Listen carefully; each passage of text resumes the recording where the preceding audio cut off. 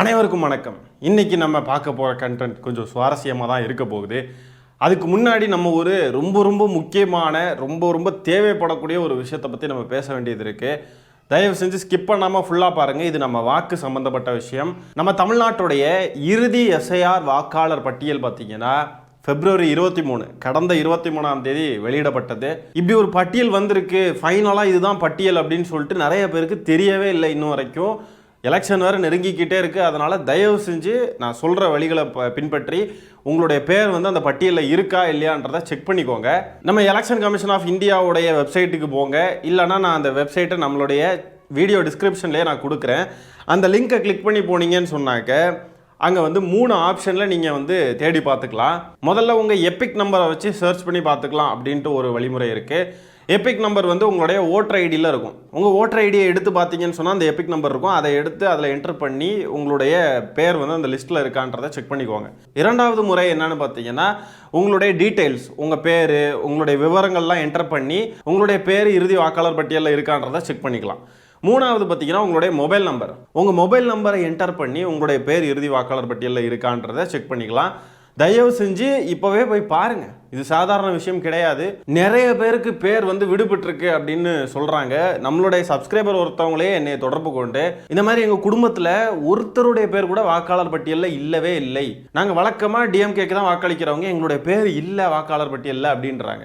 சரி என்ன பண்ணுறதுன்னு அவங்க பிஎல்ஓவை கான்டாக்ட் பண்ணி கேட்டப்போ பார்த்தீங்கன்னா பிஎல்ஓ ஃபார்ம் 6 ஃபில் பண்ணி மறுபடியும் முதல்ல இருந்தே ஆரம்பிக்கணும் அப்படின்னு சொல்கிறாங்களாமா. அதனால இது மிகப்பெரிய சிக்கல் மக்களே. அதுலேயும் குறிப்பாக பார்த்தீங்கன்னா இஸ்லாமியர்களுடைய பேரும் கிறிஸ்தவர்களுடைய பேரும் பார்த்தீங்கன்னா மேக்சிமம் ஆஃப் தி இடங்களில் வாக்களிக்க முடியாத ஒரு சூழல் உருவாகுது. இஸ்லாமியர்கள் கிறிஸ்தவர்களுடைய பேரெல்லாம் நீக்கிக்கிட்டு இருக்காங்க. இது மிகப்பெரிய சிக்கல். நமக்கு நம்ம விரும்பக்கூடியவங்க நம்ம ஆட்சிக்கு வரணும்னு சொல்லி நம்ம விரும்புகிறோம். அது அப்படி நம்ம விரும்புகிறப்போ நமக்கு வாக்களிக்கக்கூடிய ஒரு பவர் நமக்கு இருக்கணும். நம்ம போடக்கூடிய அந்த ஒவ்வொரு வாக்கும் தான் நம்ம விரும்பக்கூடியவங்களை ஆட்சியில் கொண்டு போய் அமர்த்தும். ஆகவே நம்ம ஒவ்வொரு இண்டிவிஜுவலும் நமக்கு வாக்கு இருக்கா, நமக்கு அந்த பவர் இருக்கா, நம்ம கையில் இருக்கிற பவர் இருக்கான்றதை தெரிஞ்சுக்கிறது ரொம்ப அவசியம். தயவு செஞ்சு இப்போவே போய் செக் பண்ணுங்க. அப்படி உங்களுடைய பேர் வாக்காளர் பட்டியலில் இல்லை அப்படின்னு சொன்னாக்க உடனே உங்களுடைய பிஎல்ஓவை கான்டாக்ட் பண்ணுங்க. உங்கள் பிஎல்ஓடைய நம்பர் கான்டாக்ட் பண்ணுறது எப்படின்றதெல்லாம் தெரியலன்னு சொன்னாக்க நீங்கள் இந்த வெப்சைட் இருக்கு பாருங்க, இதில் போய் உங்களுடைய எபிக் நம்பர் ஆர் உங்களுடைய டீடைல்ஸ் இல்லைனா உங்களுடைய ஃபோன் நம்பர் கொடுத்து உள்ள என்ட்ரு ஆவீங்க தெரியுமா. என்ட்ரு ஆகி உள்ள போய் செக் பண்ணுறப்போ உங்களுடைய பேர் அதில் இல்லை அப்படின்றத நீங்கள் கன்ஃபார்ம் பண்ணதுக்கப்புறம் அதிலேயே கீழே ஸ்க்ரோல் பண்ணீங்கன்னா அதில் பிஎல்ஓடைய நம்பர்லாம் இருக்கும். தயவு செஞ்சு அதை எடுத்து அவங்களுக்கு கால் பண்ணி அவங்க கிட்ட கேட்டு இதை என்ன பண்ணுறதுன்றதை கேளுங்க. மேக்ஸிமம் பார்த்தீங்கன்னா அந்த ஃபார்ம் 6 தான் புதுசாக ஃபில் பண்ண வேண்டியது இருக்கும். தயவு செஞ்சு அதை பண்ணணும்னாலும் பண்ணிடுங்க. தயவு செஞ்சு உங்களுடைய வாக்குரிமையை எப்படியாவது மீட்டெடுத்துருங்க. வேற வழியே கிடையாது, நம்ம வாக்களிச்சே ஆகணும். தயவு செஞ்சு இதை சாதாரணமாக எடுத்துக்காம உங்களுடைய ஃபேமிலி, ஃப்ரெண்ட்ஸு எல்லாருக்கும் வாக்குரிமை இருக்கா, அவங்களுடைய பேர் வாக்காளர் பட்டியலிருந்து நீக்கப்படாமல் இருக்கான்றதை செக் பண்ணி எப்படியாவது அவங்களுடைய பேரை வாக்காளர் பட்டியலில் இன்க்ளூட் பண்ணுறதுக்கு முயற்சி பண்ண பாருங்கள். சிறுபான்மையினர் வாக்குகளை எல்லாம் கணிசமாக குறைச்சி விட்டுட்டோன்னு சொன்னால் திமுக வெற்றி பெறாதுன்னு ஏதோ ஒரு தப்பு கணக்கு போட்டுட்டாங்க. என்னத்தையாவது பண்ணி திமுக ஆட்சிக்கு வரவிடாமல் ஆக்கணும்னு சொல்லிட்டு கங்கணம் கட்டிக்கிட்டு வேலை பார்த்துக்கிட்டு இருக்காங்க. ஆனால் நம்ம விடக்கூடாது மக்களே. தயவு செஞ்சு விழிப்புணர்வோடு இருங்க. உங்களுடைய வாக்குகளை நீங்கள் உறுதி செய்து கொள்ளுங்கள். இப்போ நம்ம கண்டென்ட்டுக்குள்ளே போகலாம். நம்ம புஷி ஆனந்த் இருக்கார் பாருங்க. புஷி ஆனந்த் அவர் சமீபத்தில் ஒரு இடத்துல பேசுகிறப்போ உங்கள் மேலே அதாவது இந்த அணில் குஞ்சுகள் மேலே யாராவது கை வச்சா 2000 பேர் நம்ம கட்சி தோழர்கள் நிற்பாங்க அப்படின்ட்டு ஒரு உறுதியை கொடுத்துருக்கிறார். அடடா என்னம்மா கட்சிடா டேய். அவர் பேசக்கூடியதை பாருங்க. KS அண்ணன் சொன்னாரு 234 தொகுதியிலையும் தலைவர் தான் வேட்பாளர்னு. அவருக்கு தெரியாதா? ஜேசி அண்ணனுக்கு தெரியாதா? நம்ம பாபண்ண ஒன்று சொன்னா போதும், என்னுடைய பாஷையே பேச்சே வேற மாதிரி இருக்குன்னு சொன்னாரு. ஏன்னா எல்லாத்தையும் பார்த்துட்டு தான் எல்லா ஜாம்பாவனும் இந்த மேடையில் எல்லாம் உக்காந்துன்னு இருக்கிறாங்க. அந்த ஜாம்பாவனுங்களுக்கெல்லாம் என்ன செய்யணும், எப்படி செய்யணும், அந்த நேரத்தில் இவங்க தான் அந்த ஜாம்பாவான்களா? இதில் எந்த மூஞ்சியை பார்த்தாலுமே ஜாம்பாவானாட்டு தெரியலையே. எல்லாம் அந்த ஜாம்பிகளுக்கு ஏற்ற மாதிரி தான் மூஞ்சி முகைகள்லாம் இருக்குது. அந்த வளர்ந்து கெட்டவனை வேணால் சொல்லலாம், ஜாம்பாவான் நான் பெருசாக இருக்கான்டா, ஜாம்பாவான், ஜாம்பா சர்க்கஸ், எல்லாம் சர்க்கஸில் இருக்கிறவனுங்க மாதிரி தான் இருக்கானுங்க. யாரை எப்படி பண்ணலான்றது எல்லாம் பண்ணுவாங்க. உங்கள் மீது யாராவது ஒருத்தவங்கள் கை வைத்தால் 1000 இல்லை 2000 பேர் அடுத்து 15 நிமிடத்தில் தமிழக வெற்றி கழக தோழர்களும் தொண்டர்களும் உங்களுக்கு இருப்பார்கள். யாரை பற்றியும் எதை பற்றியும் நீங்கள் கவலைப்பட வேண்டாம். அவர்கிட்ட 5000 கோடி இருக்கலாம், 10,000 கோடி இருக்கலாம், மந்திரியா இருக்கலாம், எல்லாம் இருக்கலாம். ஆனா நம்ம கிட்ட நம்ம தலைவருடைய முகம் இருக்கிறது. எனக்கு ஒரு டவுட்டுங்க, இவர் எங்கே போனாலும் தலைவருடைய முகம் இருக்குது, தலைவருடைய முகம் இருக்குன்னு சொல்லிக்கிட்டே இருக்க. அப்போ தலைவருடைய முகத்தை பார்த்தாலே நமக்கு பசி எல்லாம் போயிடும்.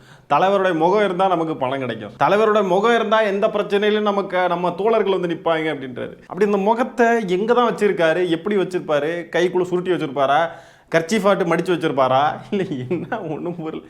ஏதாவது ஒரு பிரச்சனைனா தலைவருடைய முகம் இப்படி காட்டிடுவாங்களா? அப்படி காட்டுனா தானே இன்னும் அடி விழுகும். தினமும் அடி வாங்கிட்டு தான் இருக்கானுங்க. அங்கங்கே கொண்டு போய் இந்த கொடிமயிரை காட்டிக்கிட்டு அடி வாங்கிட்டு தான் இருக்கானுங்க. எங்கே இந்த 2000 பேரை காணும்? அமைஞ்சிக்கரையில் தெரிச்சு ஓடுறானுங்க, நாங்கள் போராட்டம் பண்ண போகிறோன்னு வந்துக்கிட்டு. என்ன இது இப்படி இதே மாதிரி பாருங்களேன், வாக்குறுதிகள் கொடுக்குறாங்க பாருங்கள், செம்ம அருமையான வாக்குறுதிகள். தலைவன் என்னன்னா, என்னை ஆட்சிக்கு வர வச்சிங்கன்னு சொன்னால் நான் ஆட்சிக்கு வந்தால் நான் வந்து ஒவ்வொரு கிராமமாக உங்களையெல்லாம் வந்து சந்திக்க வருவேன். ஆட்சிக்கு வந்தால் தான் அவர் வருவார். ஒவ்வொரு மாவட்டத்திலையும் IAS IPS பதவிகளை பெண்களுக்கு சரிசமமாக அவர் வழங்குவாராம். ஆனால் இது செம்ம ட்ரோல் மெட்டீரியலாக போயிட்டு இருக்குங்க. இந்த டிபேட் ஷோலாம் போய் உட்காந்துருந்துட்டு தாவேகாரங்க செருப்படி வாங்கிட்டு இருக்காரு. ஒரு ஊரில் ஒரு ஆண் எஸ்பி, ஒரு பெண் எஸ்பி, ஒரு ஆண் கலெக்டர், ஒரு பெண் கலெக்டர், ஒரு ஆண் ஏட்டு ஒரு பெண் ஏட்டுன்னு சொல்லிட்டு பயங்கரமாக வச்சு கிண்டல் பண்ணிக்கிட்டு இருக்காங்க. விஜய் வந்து அதை அப்பாயின்ட் பண்ணுவாராம். இந்த மாதிரி தான் வந்து பெண்கள் சரிசமமாக இருக்கணும்னு சொல்லிட்டு ஒரு ஊரில் ஆண் எஸ்பி, பெண் எஸ்பி. அதையும் தாண்டி இன்னொரு பெரிய கொடுமை என்னன்னா, இந்த IAS IPS பதவிகளுக்கும் தமிழ்நாட்டு அரசுக்கும் எந்த சம்மந்தமும் கிடையாது. அது ஒன்றிய அரசு அப்பாயின்ட் பண்ணக்கூடியது. ஐயோ, இது கூட தெரியாமல் மேடையில் வந்து நின்று நான் ஆட்சிக்கு வந்தால் IAS IPS பதவிகளில் சரிசமமாக பெண்களுக்கும் வழங்கப்படும் அப்படின்னு சொல்லி கோமாளித்தனம் பண்ணிக்கிட்டு இருக்காரு. இப்போ பாருங்க, இந்த புஷி ஆனந்த் இவர் கொடுக்குற வாக்குறுதி வேற லெவல். உங்களை யாராவது தொட்டால் அடுத்த 15 நிமிஷத்துல 2000 தோழர்கள் வந்து நிற்பாங்க. 2000 பேர். என்னடா கட்சி இது? ஒரே ஃபேன் பாய்ஸா இருக்கானுங்க. தலைவனை பார்த்தா தலைவன் வேற லெவல், ஆகச்சிறந்த மடக்கு ஊதி தலைவனா இருக்கான் அவன். ஆனா ஒண்ணுங்க, தாவேக தலைவர் விஜய்க்கும் சரி இவங்க எல்லாருக்கும் சரி ஒரே ஒரு அட்வான்டேஜ் என்னன்னா, என்ன பேசுனாலும் கை தட்டுறதுக்கு ஒரு கூட்டம் இருக்கு. அவர் என்ன சொன்னாலுங்க வேற லெவல்ல தோக்க போறோம், வெறித்தனமா தோக்க போறோம் இந்த தடவை தெரியுமா அப்படின்னு சொன்னாலும் கை தட்டுவானுங்க. அப்படிப்பட்ட முட்டா பய கூட்டம். எப்போ பார்த்தாலும் பாருங்க, இந்த வன்முறையை தூண்டுற விதமாகவே தான் இருக்கானுங்க. அடிச்சு பார்க்கலாமா வரியா, நாங்கள் எவ்வளோ பெரிய ஆளு தெரியுமா, அடிச்சுக்கலாமா வரியடா, வரியா ஸ்பேரிங் பட்டு பார்க்கலாமா வரியா, அதே மோட்லேயே இருக்கானுங்க பாருங்க. முதலமைச்சரே உங்கள் வீடு தேடி இளைஞர்கள் படை வரும், இலங்கையில் நடந்த மாதிரி நேபாளில் நடந்த மாதிரி புரட்சி உடிக்கும், நம்ம கிட்ட ராணுவ படை இருக்கு, ராணுவ படை தலைவர் கண்ணை சச்சா போதும் என்னென்ன நடக்கும் தெரியுமா, எங்களை தொட்டு பாருங்க 2000 பேர் வருவாங்க. எங்க அந்த 2000 பேர் வரானுங்கன்னு பார்க்கணும். எங்கேயாவது இவனுங்க அரசியல் பேசுறானுங்க உருப்படியான்னு பார்த்துருக்கீங்களா? பார்க்கவே முடியாது. ஒன்று தன்னுடைய ரசிகர்களே வந்து கொம்பு சீவி விடுறது, இல்லைனாக்கா திமுகன்னு கண்ட மேனிக்கு உருண்டு பிறல்றது. இதை தாண்டி ஏதாவது உருப்படியாக பேசியிருக்கானுங்களா? இந்த புஷி ஆனந்த் இப்படியெல்லாம் சொல்கிறத நம்பிக்கிட்டு இந்த தற்கொலை அணில் குச்சிகள் போய் வாங்கிட்டு அதை வம்பிழுத்து செமத்தியாக வாங்கி கட்ட போகிறானுங்க. காவல் நிலையத்தில் போய் குத்த வச்சு உட்கார்ந்துருக்கிறப்ப தெரியும், ஐயோயோ நம்ம புஷியானது யாருமே நம்மளுக்காக வரலையே, ஏற்கனவே பல பேர் வந்து தேவையில்லாமல் வம்பு பண்ணிக்கிட்டு போய் மாட்டிக்கிட்டு இருக்கானுங்க. இப்படியே தூண்டி விட்டு எத்தனை பேருடைய வாழ்க்கையை சீரழிக்க போதோ தெரில இந்த தாவேகான்ற கட்சி. எப்போ பார்த்தாலும் எங்களுக்கு பெரிய கூட்டம் வரும், இந்த கூட்டம் யாருக்காவது வருமா, ஒருத்தனை தொட்டா 2000 பேர் வருவாங்க, எப்போ பார்த்தாலும் அந்த கூட்டத்தை திரட்டணும். அப்படியே ஒரு மாதிரி அது மைண்ட் செட்டே பாருங்களேன், ஒரு மாதிரி ஏதாவது சம்பவம் நடக்கணும், சாவடிக்கணும், அடிச்சு பார்த்துக்கலாம், வா சண்டை போட்டுக்கலாம், வா ஆடா அப்படிடா அப்படிதான் நிற்கிறானுங்க. ஒரு மாதிரியாட்டம் விரி பிடிச்சி போய் நிற்கிறானுங்க. தம்பி பொறுமை அப்படின்ற மாதிரி தான் நமக்கு வந்து சொல்ல வேண்டியதாக இருக்குது இவனுங்க கிட்ட. பொறுமையாக இருங்கடா, வெடிக்காதீங்க, சதறாதீங்க, ஒன்றும் இல்லை, யாரும் உங்களை வந்து அப்படி அடிக்க மாட்டாங்க. நீங்களா போய் வம்பு பண்ணுறீங்க, நீங்களா போய் தேவையில்லாத பிரச்சனைகளை இழுக்கிறீங்க ஒரு இடத்துலனா அங்கே பொதுமக்களை அடித்து விரட்ட தான் செய்வாங்க. அது வேற ஒன்றும் பண்ண முடியாது. இந்த கும்பல்லாம் அரசியலுக்கு வந்து மக்களுக்கு நல்லது செய்ய போகிறாங்களா? 2000 பேர் வருவாங்க, 10,000 பேர் வருவாங்கன்னு சொல்லிட்டு பேசிக்கிட்டு இருக்கிறவனுங்க. 41 பேர் இறந்தப்போ எங்கே போனானுங்க? இந்த 2000 பேர்லாம் எங்கே போனானுங்க? 41 பேருக்கு கணக்கு வச்சு பார்த்தா நிறைய பேர் வந்திருக்கணுமே, பல்லாயிரக்கணக்கான பேர் வந்திருக்கணுமே, லட்சக்கணக்கில் வந்திருக்கணுமே. அதாவது ரவுடிசம், வெட்டுக்குத்து, கண்ட மணிக்கு கனவு உலகத்தில் வாழ்றது, இதையெல்லாம் தான் சொல்லிக் கொடுக்குது இந்த கட்சி. யாரும் வேலைக்கு எல்லாம் போகாதீங்க, வேலையை விட்டுக்கிட்டு வாங்க, நமக்கு தளபதி மூஞ்சி தான் முக்கியம், தளபதி தான் நமக்கு முக்கியம், வேலையெல்லாம் போனால் போயிட்டு போகுது அப்படின்னு சொன்னவர் புஷி ஆனந்த் இப்போ 2000 பேர் நாங்கள் வந்து கூடுவோம், நாங்கள்லாம் ரவுடிசம் பண்ணுவோம் அப்படின்னு நிற்கிறாப்புல. ஒரு கட்சியுடைய பொதுச் செயலாளர் பேசக்கூடிய பேச்சு இந்த லட்சணத்தில் இருக்காங்க பாருங்க. நீ என்ன வேணா பண்ணு, நாங்கள் ரவுடி கூட்டம் மாதிரி வந்து நிற்போம் அப்படின்னு சொல்லிட்டு ஒரு கட்சி வந்து கட்சி தலைமை தொண்டர்களுக்கு அறிவுரை கொடுக்குது. எவ்வளோ அருமையான கட்சிடாடே. ரொம்ப மோசமான கேடுகட்ட ஒரு கூட்டத்தை உருவாக்கிக்கிட்டு இருக்கானுங்க. பாஜக RSS சேர்ந்து தமிழ்நாட்டில் இந்த விஜய்ன்ற நபரை வச்சுக்கிட்டு என் தலைவர் மேலே கை வச்சு பாருங்கடா பார்ப்போம், முடிஞ்சா என்னை தொட்டு பாருங்கடா பார்ப்போம், அடிச்சு பாரு, தொட்டு பார், அதை பார், இதை பாருன்னு தான் திரியிறானுங்களே, கட்சி ஆரம்பிச்சு ஏதாவது உருப்படியாக பண்ணுறானுங்களா? தற்குறி முண்டங்கள். சரி, அடுத்ததா ஆதவ அர்ஜுனா பேசுகிறாப்புல, என்னமோ அவர் பேசுறத லைட்டாக பாருங்க. எங்களுடைய தலைவர் நேத்து தினத்தந்தி பேப்பர்ல இன்னைக்கு வந்திருக்கு, கண் கலங்கினார். எங்களோட தலைவர் கண் கலங்கினார், பேசுறாரு. என்ன மட்டும் ஏன் இப்படி அவதூறா பேசுறீங்க? என்னோட நிகழ்ச்சிகளுக்கெல்லாம் ஏன் தடை பண்றீங்க? எனக்கு ஏன் இவ்வளவு தடைகள்? மக்களை ஏன் பார்க்க விட மாட்டேங்கிறீங்க? அவர் ஏன் கண் கலங்கினார் தெரியுமா? கரூருடைய வழி, கொழுடைய வழி. அப்படி கரூர் வழி இருந்ததுன்னா நீங்கள் வந்து அன்னைக்கு வீடியோ வெளியிட்டார் இல்லையா விஜய், அந்த வீடியோவில் மன்னிப்பு கேட்டிருப்பார், இரங்கல் தெரிவிச்சிருப்பார். இன்னைக்கு வரைக்கும் மன்னிப்பு கேட்கல பொது வெளியில் மக்கள்கிட்ட. இன்னைக்கு வரைக்கும் அந்த சம்பவத்துக்கும் தனக்கும் தொடர்பில்லைன்னு சொல்லி பேசிக்கிட்டு இருக்காப்புல. ஏன் மேலே ஏன் பழி போடுறீங்கன்னு கேட்குறாப்புல. கரூர் வழி. அது மட்டுமல்ல, அவர் சென்னையிலிருந்து வரும்போது வெள்ளூர் வரைக்கும் இவங்க கொடுத்த பர்மிஷன் 5000 கம்மி. ஆனா ரோட்ல 2 லட்சம் பேர் நிக்கிறாங்க அவர் பார்க்கிறதுக்கு. என்னால பார்க்க முடியலையே, உங்க உணவுல கலந்துக்க முடியலையே. உணவுல கலந்துக்கணுமா? உணவுல கலந்துக்கிறதுக்கு அவனுக்கு என்ன உப்பா? விஜய் இப்படி தானே பேசுவார் சம்பந்தமே இல்லாம. வரப்போற எலெக்ஷன் போடுங்க பட்டன், விசில் சின்னம் பொட்டன், இப்படி தானே பேசிக்கிட்டு இருப்போம்ல. அதே மாதிரி நம்மளும் பேசுவோம். அவனுக்கு என்ன உப்பா உணவுல கலந்துக்கிறதுக்கு? அந்த வலி கண் கலங்கினார். தலைவர் அவர்களே, தமிழக மக்களுக்கு எல்லாத்துக்கும் உண்மை தெரியும். எம்ஜிஆர் அவர்கள் கண் கலங்கினார், புரட்சி தலைவி அம்மா அவர்களை கண் கலங்க வச்சாங்க. ஆனா 2 பேரும் ஓட ஓட விரட்டினாங்க உயிரோட இருக்க வரைக்கும் திமுகவை. இந்த ஐடியாவை கொடுத்தது நீ தானே? எம்ஜிஆர் கண் கலங்கினாரு, ஜெயலலிதா அம்மா கண் கலங்கினாங்க, அவங்க 2 பேரும் ஓட ஓட திமுக விரட்டி விட்டாங்க. மேலே எங்கே ஓட ஓட விரட்டி விட்டாங்க? திமுகவை ஒழிப்போம்னு சொன்னவங்க தான் ஒளிஞ்சு போனதா சரித்திரம் இருக்கு. இங்கே திமுகவை ஒழிக்க எந்த கொம்பாதி கொம்பனாலும் முடியாது. ஓட ஓட விரட்டுனாங்களாம் எம்ஜிஆர் ஜெயலலிதாலாம். எங்கே அது அந்த வரலாறை காட்டுங்க, எங்கே ஓட ஓட விரட்டுனாங்க? திமுக எங்கே இவங்கள பார்த்து ஓடி ஒளிஞ்சது? எங்கே ஓடிச்சு? அதை காட்டுங்க, பேசுகிறப்ப காட்டணும்ல, சும்மா வாயில் அடிச்சு விடுறது. ஓட ஓட விரட்டுனாங்க.